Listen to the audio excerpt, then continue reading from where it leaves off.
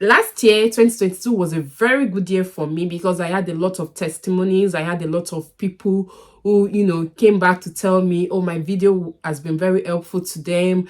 They were able to achieve their migration goals because of my videos, because of the content I put out. And I'm like, okay, that's so encouraging. Let's do more in 2023. Hi lovelies, you're welcome back to my channel. If you are new here, my name is Bola. Thank you for joining, and I'm the host on this channel, The Immigrant Nurse.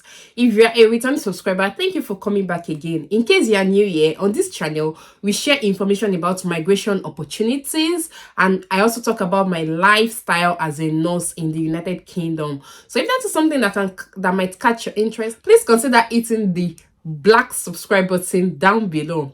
This is a new year. This is 2023, and I thought, what's a better way to start up on this channel other than give you tips on how you can actually migrate to whatever abroad country you are dreaming of, or whatever country you dream to move to. Okay, so I'm just going to give you a tip, or I'm going to give you tips that applies to every country in case you are planning to move this year, which is something I strongly suggest you should consider, that you move to places that have better standard of living, places that give you opportunity and access to other areas of the world without so much stress, if you get what I mean.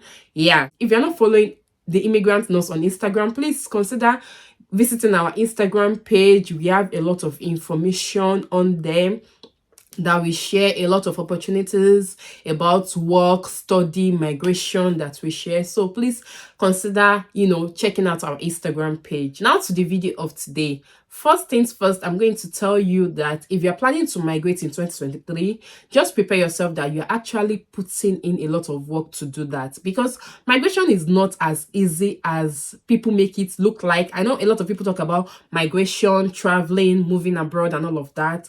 Trust me, it is not that easy. It is not something that you just do and straightforward it happens. Some people are very, very fortunate that upon 2, 3, 4 applications they are able to get what they want. But some people, they have to be patient, they have to wait, they have to just endure until it comes true. But I want you to know that whatever situation you are in, know that it is going to be all worth it at the end of the day. You will not regret that plan or that decision that you have made. Okay, and this video is basically for those who are living in their home countries. Like if you're living in the developing country and you plan to move to a more developed country, this video is for you. And let me state that I am not an immigration consultant. I'm not a legal immigration lawyer. I'm not an immigration lawyer. So please, I'm just sharing information based on my personal research and things that I've seen happen around me and my own personal experiences as well. And note that I do not have any WhatsApp number that I share. I did not open any Telegram group. So beware of anybody that may want to tell you to, chat them up on Telegram or chat them up on WhatsApp. The only way you can reach me is through the Immigrant Nurse Instagram accounts, and you can send me a DM on there, and I'll be very happy to assist you with any information that you might need. Okay, without wasting too much time, let's dive right into today's video. First thing I'm going to admonish you to do if you plan to travel out of your home country this year is to get your passport, your international passport. It is very, very important because you cannot do anything without your passport. You cannot get any opportunity. Whatever you want to do, whatever process you want to begin right now, you need your passport to get it going. Whether you are coming to study or you are coming to work or whatever you plan to do, you need your international passport to get it going. So this is a very good time of the year to actually start the processing. Get your international passport ready, start the processing, because I know that for a country like Nigeria, where I come from, it can take a lot of time to get your international passport, or except if you know someone working there. So if you know that it's something that will take time, or you've had reasons to renew your passport, please start that process now. Whether you're getting it for the first time or you have to renew your passport, start that process now in January. Once you have your passport handy, then you can move on to the next thing I'm going to say is start saving. See, there's no amount you save that is too small. Yes, when it comes to migration, migration can be very, very costly. It can cost you a lot of money. Aside from the stress of going up and down, it is costly to migrate. So start saving money. You've spent your money, you've done dirty December, that is all good, all nice. Now moving on, one thing you should do is you need to start saving. Put apart that 1,000 naira, put apart that 5,000, that money gift you got, put it apart, put it in your savings account, or put it in a reliable savings application that will even give you more interest. Okay, so lock the money and just keep putting it there until you are ready to move. It is very, very important. Most times, if you are getting job, there are some other things that you have to do yourself. Even if you are getting a job with visa sponsorship, there are still some other personal stuffs you have to spend on and invest in financially by yourself. So start saving up for that. Next thing you want to do is you want to start working on how to process your credentials. So let's say that you are coming to study and you need your transcripts, you need your certificates, but you are yet to get them. Please start working on how you can get those documents. It is very important because as long as I know, you might need to take a period of 3 months, 4 months before you can get those credentials ready. Okay, so the earlier you start, the better. Don't wait till you have opportunity. Then your credential is the reason why you are not, jumping up to that opportunity. So let's say, for example, you got an admission and you were expected to, submit at least your own student copy of your transcript, but you don't have it, and you have like a period of 1 month, and you went to an institution where you need to, stress yourself and go through a lot of protocols and different departments to get your transcript out. One thing you might realize is that 1 month is a very short time, and before you know it, the opportunity is over, and that's how you miss out on it. Okay, so start working on how you can get your credentials ready, how you can get your certificates ready. This is the point where you now have to decide on where you want to go, what country you want to go. I know a lot of people are just saying, we are traveling out, we want to travel out, we want to travel out. Where do you want to go? Why do you want to go to that country? So as part of deciding where you want to go and why you want to go, you must first understand your course of study. So let's say that you've studied something around agriculture or tech or engineering. Ask yourself, which country is going to give me opportunity to actually advance my career on these courses? There are a lot of information online on Google. Just make Google your friend. Google, is engineering a profitable course in UK? How easy can I get an engineering job in UK? How easy can I get an engineering job in Canada? How easy can I get an engineering job in Australia? You have to put all of those things into consideration. So Google search, find out about the country that you need to move to in line with your career, in line with your experience as well. In which industry have you worked? What country will favor you in line with that industry? Let's say you've worked in a production industry where they have a lot of infrastructure and all of that. Find out about that industry where you have worked in, where they have branches in abroad. Do they have branches in Canada? Do they have outlets in UK? Do they have outlets in Germany? Do they have outlets in Australia? Do they have outlets in United States? Find out how you can progress your career in line with wherever you plan to go to. For example, in the UK, you know already by now that nurses and teachers are in high demand and they are being recruited from overseas country. So if you're a teacher and you've had experience, find out about what are the requirements that you need to put in place to qualify for the migration opportunity to come into the United Kingdom and practice as a teacher. If you are a nurse, find out about what is the current. Listen to me. What is the current? I said current because there have been a lot of changes in the process of bringing nurses into the United Kingdom. So find out about what is the current requirement for me as a nurse to put in place to actually migrate to the UK to practice as a nurse. Okay, if it's Canada, find out what are the tech jobs that are available in Canada that can give me migration opportunity.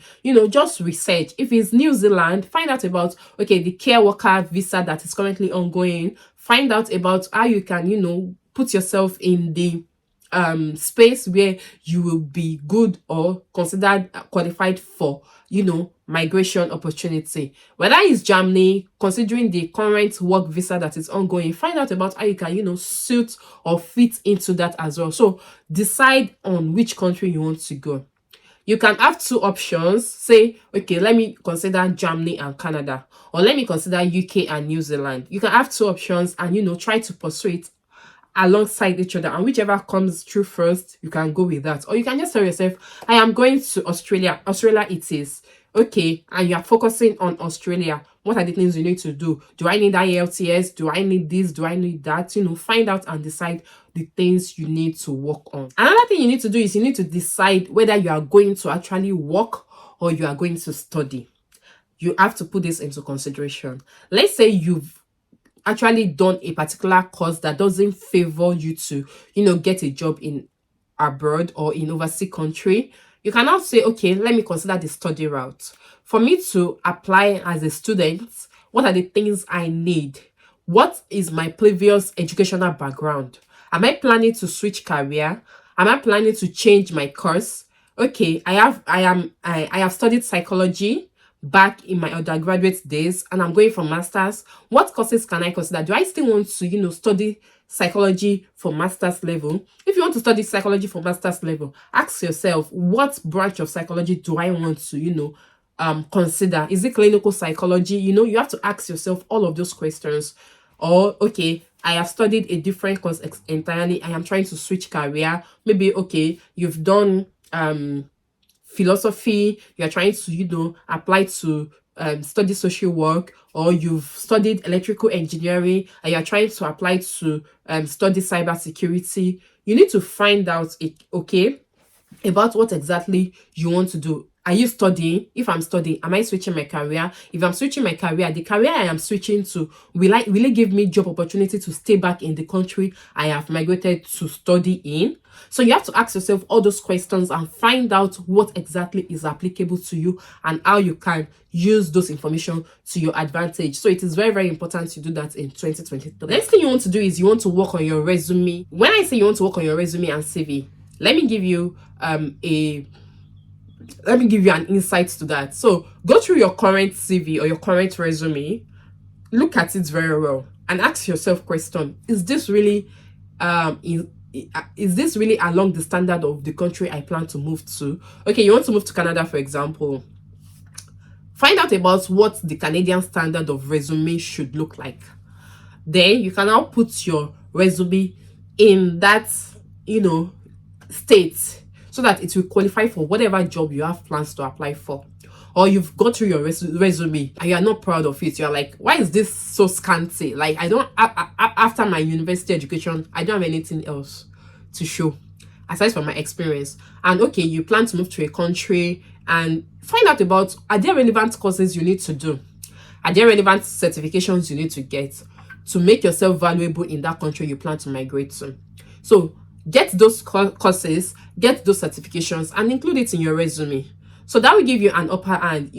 Job application is like you are throwing yourself into a large ocean. Like you are a fish, and there are a lot of other fishes in the large ocean. So it's not just you that is applying. It is very, very competitive. The migration process is a very competitive market.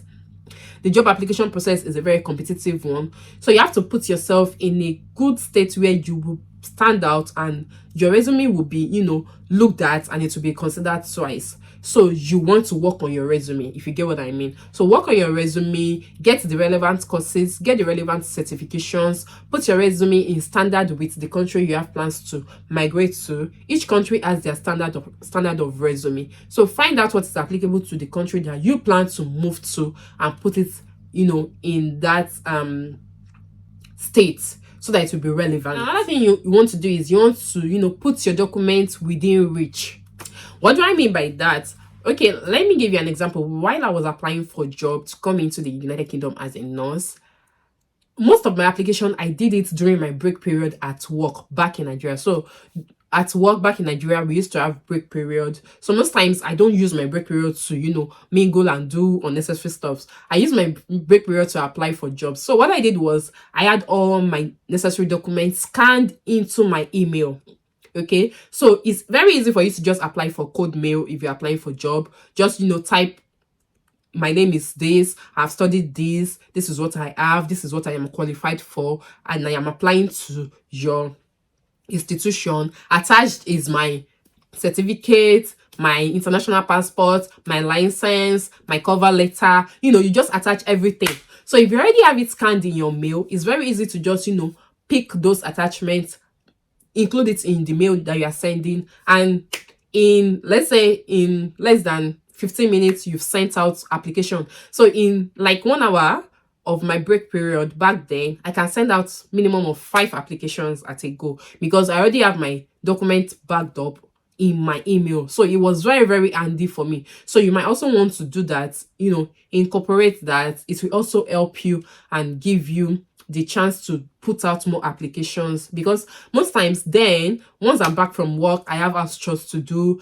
I have my son to take care of, I have family to attend to, so I'm already tired. I'm waking up the next morning and I'm ready to go to work. So most of the time, aside from weekend, the only time I have to put out application is during my break period. So it was quite easy for me. So if you're also in that situation, you might want to consider it, making your documents and certificates very handy so that you can put out application. It could even be while you are in commute, you are moving from one place to the other, and you are in a taxi, somebody else is driving you. You can actually, work on it while you are in that, while you are in transit. So these are the things I feel that in 2023 you have to do, put in perspective, and work on as you apply for jobs. And I'm wishing you all the best. I'm praying that all your dreams and aspiration comes true by God's grace and according to God's will.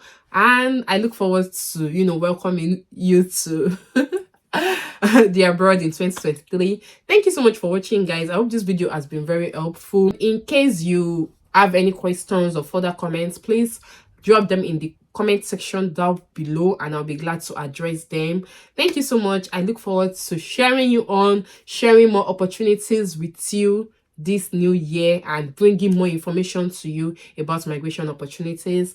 See you guys in my next video. Till then, stay safe and stay blessed. Bye.